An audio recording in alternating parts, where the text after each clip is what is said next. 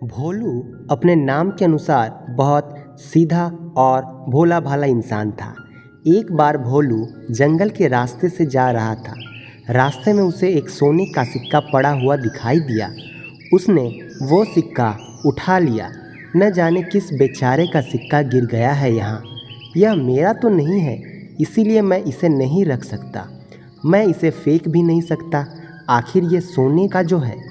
यही सब सोचता हुआ भोलू अपने रास्ते पर आगे बढ़ा और थोड़ा आगे चलकर जंगल में एक विशालकाय पेड़ के नीचे आसन जमाए एक साधु बाबा जो माला जाप कर रहे थे उनसे मिला। भोलू ने सोचा कि क्यों न यह सिक्का बाबा को दान में दे दिया जाए।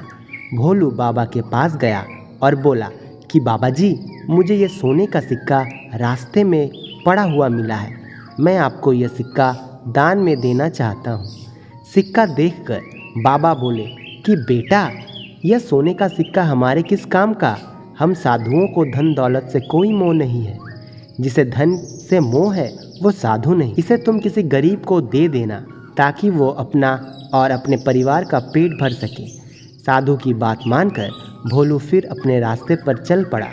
आगे भोलू ने देखा कि किसी राजा की विशाल सेना भारी लव लश्कर के साथ बढ़ी जा रही है। उसने एक सैनिक से पूछा कि भाई, इतनी बड़ी सेना के साथ महाराज कहाँ जा रहे हैं। सैनिक ने बताया कि हमारे महाराज पड़ोसी देश पर हमला करके उसे लूटने जा रहे हैं।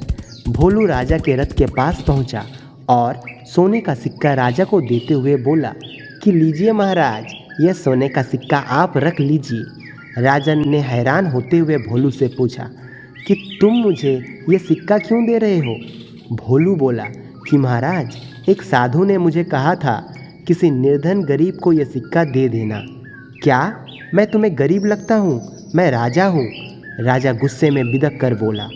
भोलू बोला, महाराज, आप यदि अमीर होते तो इतनी बड़ी सेना लेकर पड़ोसी देश को लूटने क्यों जाते। आप अपना खजाना भरने के लिए आक्रमण करेंगे, लेकिन इसके लिए दोनों देशों के कितने ही निर्दोष सैनिकों को अपनी जान गंवानी पड़ेंगी। कितने ही विवाहित महिलाएं विधवा हो जाएंगी। माताओं से उनके बेटे छीने जाएंगे तथा कितने परिवार बर्बाद हो जाएंगे। भोलू की बातों का राजा पर बहुत गहरा प्रभाव पड़ा। राजा ने अपनी सेना को वापस चलने का आदेश दिया और फिर कभी किसी देश पर आक्रमण न करने का प्रण लिया। इसके बाद राजा ने अपनी सेना का प्रयोग सिर्फ प्रजा की रक्षा के लिए तथा आपातकाल स्थितियों से निपटने के लिए ही किया। पड़ोसी देशों पर हमले तथा लूटपाट करने के स्थान पर राजा ने मंत्रियों के साथ मिलकर अपने देश के किसानों, व्यापारियों तथा मजदूरों के लिए कई अच्छी योजनाओं पर काम किया, जिससे उसका देश बहुत समृद्ध और खुशहाल होता चला गया।